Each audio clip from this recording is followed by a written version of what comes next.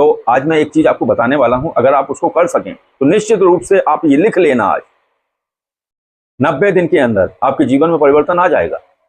लेकिन शक्तियों के प्रति अहोभाव और मार्गदर्शक के प्रति धन्यवाद, ये दो चीजें अपना लेना, अपने जीवन में सफल हो जाओगे। जय श्री महाकाल आदेश। तो आज की चर्चा का विषय है कि आप सभी को बहुत कुछ बताया जाता है वीडियो के माध्यम से, लेकिन आप उसे नजरअंदाज कर देते हैं। अगर आप उस चीज को आजमाना चाहें तो 10-11 दिन वो मंत्र जाप करके आप देख लीजिए, निश्चित रूप से लाभ होगा। कई बार एक चीज मैंने बताई है कि अगर आपके जीवन में समस्याएं आ रही हैं और अगर आपकी जो आप कार्य कर रहे हैं, जितना आप परिश्रम कर रहे हैं, उस परिश्रम के अनुसार अगर आपको कुछ प्राप्त नहीं हो रहा है, भाई आपको प्राप्त होना चाहिए, मान लो 1000 रुपये और आपको प्राप्त हो रहे हैं 200 रुपये, तो कहीं ना कहीं कुछ ना कुछ गड़बड़ है। उस गड़बड़ को सही करने के लिए कई बार कुछ प्रक्रियाएं आपको बताई गई हैं, उन पर आपने ध्यान नहीं दिया। आप उनको करना शुरू कर दीजिए, एक बार प्रयास करके देखिए, जीवन में बदलाव आएगा। 30 से 31 दिन बाद कुछ ना कुछ परिवर्तन होगा। लेकिन आपको समझना होगा, अगर आप संवेदनशील नहीं हैं, अगर आप चीजों को नहीं समझते हैं, कई लोग इतने संवेदनशील होते हैं, कई बार मुझसे पूछते हैं कि शास्त्री जी एक बार मैं कमरे में घुसा, एकदम भीनी भीनी सी सुगंध आई चमेली के इत्र की, वो क्या था? स्वाभाविक है, इष्ट शक्तियां उस दिन मिलने आई थी। लेकिन अगर आप इतने संवेदनशील हैं तब भी आप ये चीजें समझ पाएंगे।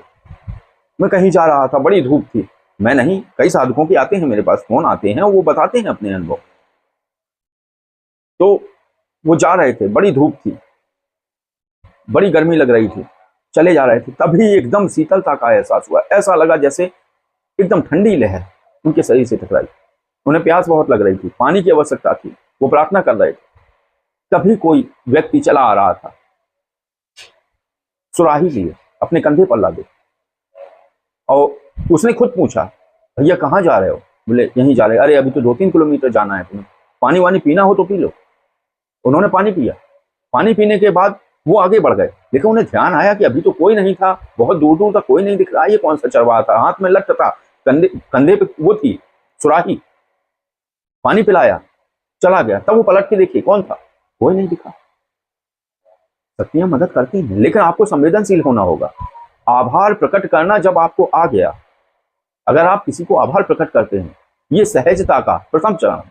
अगर आपके अंदर सहजता नहीं है तो आपके जीवन में परिवर्तन होना असंभव तक मुश्किल है। असंभव नहीं है, असंभव तक मुश्किल है। तो आप संवेदनशील हो जाएं, आप चीजों को समझना शुरू कर दें, छोटी छोटी चीजों में भी अहोभाव पैदा करें। अगर आप अहोभाव पैदा करते हैं तो निश्चित रूप से इष्ट शक्तियां आपकी मददगार हो जाती हैं, क्योंकि जो मदद कर रहा है थोड़ी तो प्रभुता की चाह उसे भी है। एक व्यक्ति है जो आपको प्रतिदिन चाय पिलाता है, तो थोड़ा तो आपसे कुछ चाहेगा।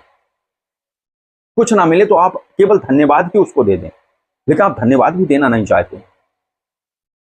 एक रास्ते पे मैं निकलता हूं, एक व्यक्ति मिलता है, वो प्रतिदिन कहता है महाराज जी प्रणाम नमस्कार, जो भी है अभिवादन करता है। मैं उसके अभिवादन को क्या समझूं? स्वार्थ नहीं है, वो समर्पण है, और उस समर्पण पे मुझे प्रेम देना है उसे। तो ये सारी चीजें होती हैं, कोई किसी का दब्बू नहीं है। कहने का मतलब है कि अगर आप इष्ट शक्तियों से समर्पण भाव रखेंगे, प्रेम का भाव रखेंगे, अहो भाव रखेंगे, कोई कार्य बिगड़ रहा है एकदम से बन गया तो ऊपर प्रणाम करिए, उनको ध्यान करके जय हो आपकी, कोई तो है जो मेरी मदद कर रहा है। अगर कोई तो है तो वो ले लेगा, जो मदद कर रहा है वो खुश होगा, अब और ज्यादा मदद करेगा। तो आपको संवेदनशील होना होगा, लेकिन आप करना कुछ नहीं चाहते, ये दिक्कत का विषय है। यदि कुछ नहीं कर पा रहे हो तो उसको धन्यवाद देना ही शुरू कर दो। कुछ साधक हैं, कुछ इसलिए कि वो गिने जाएंगे, 2-3 उंगलियों पे गिन जाएंगे, 2-3 ऐसे साधक हैं जिन्हें अहो भाव भी देना नहीं आता, जिन्हें धन्यवाद देना भी नहीं आता। तो कई साधनाएं कर चुके हैं वो वहीं के वहीं। वो इसलिए हैं कि वो उन चीजों को समझते नहीं। उन्हें लगता है कि उनकी बुद्धि ही सबसे बड़ा हथियार है। हर जगह बुद्धि नहीं लगाई जाती है। पिता पुत्र में बुद्धि नहीं लगती है, पत्नी पति में बुद्धि नहीं लगती है, माता पिता में बुद्धि नहीं लगाई जाती है। इनसे प्रेम का संबंध होता है, कर्तव्य का संबंध होता है, बुद्धि का संबंध नहीं होता है। बुद्धि है गणित का प्रतीक, और गणित जहां लगे, गणित होती पढ़ाई। आप समाज में आगे बढ़ने के लिए पढ़ाई कर रहे हैं। तो समाज में आगे आप तभी बढ़ पाएंगे जब आप जितने ही चतुर होंगे तभी आप आगे बढ़ पाएंगे। तो घर में चतुराई नहीं होती है, घर में जिसने चतुराई करी है वो कहीं का ना रहा, क्योंकि रिश्ते प्रेम के होते हैं। तो ऐसे ही शक्तियां हैं, उनसे प्रेम से जुड़ो। ऐसे ही मार्गदर्शक है, उनसे प्रेम से जुड़ो। वो कोई बकबक करने नहीं आया है कि वो सुना के भाग गया।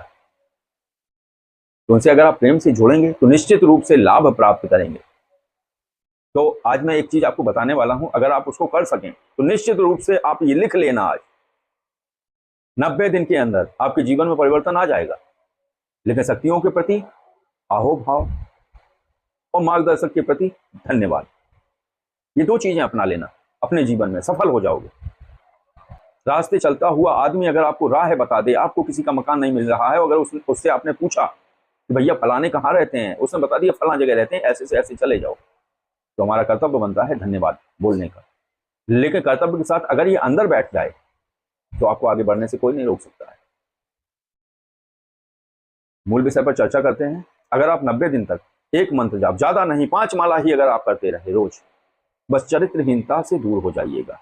चरित्रहीनता का मतलब है 2 चीजों से दूर हो जाइए। एक, अगर आप अपने हृदय में धारण कर लेंगे कि जननी समझानो कर नारी, ये धारण कर लो। धन पर आओ बिस्ते में भारी भूल जाओ। धन अगर आपको प्राप्त हो रहा है तो लेते रहो, कोई दिक्कत नहीं है, लेकिन एक चीज जीवन में उतार लो कि जननी समझानो पर नारी। ये उतार ली पर नारी। आपका अपनी पत्नी से कोई मसला नहीं है, मसला है पर नारी, मतलब दूसरे की स्त्रियां, दूसरे की बिटिया या कोई भी महिला, इनसे आप दूसरा एक और है किसी की बुराई, तो उसके पीठ पीछे उसके बारे में बुराई मत करो, क्योंकि आप नेगेटिव हो जाएंगे। जब भी आप बुराई करते हैं तो आपका ओरा सिकुड़ जाता है। देख लेना आप, जो आपका बाहरी ऊर्जा तत्व है, जो आपका घेरा है, वो सिकुड़ता है। वो सिकुड़ता है तो आपके अंदर पहले शरीर के बाहर परत होती है, फिर वो सिकुड़ के आपके यहाँ इकट्ठी हो जाती है। जब आप निगेटिव होते हैं तो इतना सिकुड़ती है, तो उस समय जितने भी आयाम है वहां की ऊर्जाएं आपको कवर करती हैं। तो आपको चूसना, वो कवर किस लिए करती हैं? वो पोषित होती हैं आपसे। तो अगर आपको अपना कुछ खोना है, दूसरे को पोषित करना है, तो आप नकारात्मक हो सकते हैं। इसलिए नेगेटिव बिल्कुल नहीं होना है, किसी की भी बुराई। सीधा एक चीज समझ लो, मुझे इससे क्या लेना देना है, ना किसी की अच्छाई और ना किसी की बुराई। और दूसरी बात, जननी समझानो पर नारी। 2 चीजें आप जीवन में उतार लीजिए। जब तक आप जीवन में उतार लिए तब तो आपको रोक ही नहीं सकता है कोई सफल होने से, ये पक्का मान लो।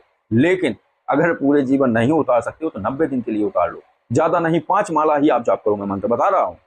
उस मंत्र का 3 महीने जाप कर लो, आपको परिवर्तन नजर आ जाएगा। आपको सर्वप्रथम बैठ जाना है अपने पूजा गृह में, स्नान आदि करने के बाद। ऐसे मत बैठ जाना, क्योंकि एक और होती है दिक्कत। एक साधक थे, ऑनलाइन साधना कर रहे थे। ऑनलाइन साधना जब चल रही थी तो उनको बताया कि भाई हवन सामग्री ये है, घी, काले तिल, मिश्री, जौ, हवन धूप, पंचमेवा, ठीक है। उन्होंने क्या किया कि हवन का मिश्रण तैयार कर लिया, हवन कर लिया। रिजल्ट थोड़ा ऊपर नीचे रहे। वो इसलिए ऊपर नीचे रहे कि वो व्यक्ति अनजान था। अगर वहां गणित होता तब तो उल्टा हो जाना था उनका, लेकिन थोड़ा सा लाभ का प्रतिशत कम रहा। तब मैंने उनसे पूछा कि भाई हवन सामग्री में जो 5-6 चीजें बताई गई थी वो सब डाली थी? बोले हाँ सब डाली थी। फिर मेरे दिमाग में आया, मैंने कहा घी कौन सा डाला था, गाय का डाला था या किसी कंपनी का डाला था? बोले हाँ मैंने डाला था गगन कंपनी का वनस्पति। मैंने कहा बहुत अच्छा, तुमने डालडा डाल दिया। वो डालडा भी एक कंपनी ही होती थी, लेकिन उसको वनस्पति भी बोलते हैं, जमा हुआ होता है गगन कंपनी का, रिफाइंड नहीं था वो। तो उन्होंने उससे मिश्रण बनाया और हवन कर दिया। लेकिन उसके भाव गलत नहीं थे, उसके भाव बड़े प्यारे थे, आप समझिए। मैंने पूछा भैया वनस्पति वो तेल ही है एक तरीके का, उससे आपने हवन कर दिया, क्यों डाला? बोले शास्त्री जी मैंने सोचा कि जब घी लिखा हुआ है, उसमें भी घी लिखा था, वनस्पति घी। दूसरी बात, मैं ये समझता हूं कि पशुओं के द्वारा, आप कहते हैं कि हवन और होम भी किसी भी उपले पर नहीं करना है। मल है, चाहे वो किसी पशु का हो या इंसान का हो, उस पर कोई होम हवन नहीं करेगा, आप ये रोकते हैं। तो मैंने ये सोचा कि वनस्पति घी तो और उच्च क्वालिटी का होगा। मैंने कहा ठीक है, लेकिन अब से घी से करना, कोई बात नहीं। आपने जो समझा, इसमें कोई आपका गणित नहीं था कि आपने पैसे बचाए या इस वजह से, क्योंकि गाय का घी 1000 से 1100 रुपए के आसपास पड़ता है 1 किलो, और अन्य जैसे भैंस हुई या कोई भी और जानवर है तो उसका थोड़ा सा 600-700-800 तक। अगर आप अमूल का लेंगे तो 600 रुपए का पड़ता है। तो आपने ये गणित, और वो पड़ गया आपको 100 रुपए का मान लो, तो आपने पैसे नहीं बचाए। पैसे का गणित नहीं खाइए, गणित था एक सोच का।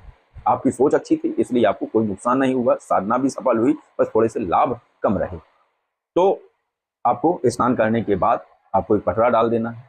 पटरे पर बाबा महादेव की अगर आपके पास शिवलिंग है, शिवलिंग स्वरूप अगर 4-5 इंच का शिवलिंग है, श्वेत वर्ण शिवलिंग है, बहुत अच्छी बात है। नहीं है अगर, तो आप अपने पूजा स्थल पर ही सभी देवी देवताओं को और प्रभु को प्रणाम करिए। प्रणाम करने के बाद 2 अगरबत्ती लगाइए, एक घी का दीपक जागृत करिए, बैठ जाइए। पहली माला गणपति गुरु भैरव ओम गम गणपतये नमः, फिर दूसरी माला गुरु मंत्र या ओम नमः शिवाय, तीसरी माला ओम गम बटु भैरवाय नमः। ये करने के बाद आप 11 माला ओम नमः शिवाय की करिए।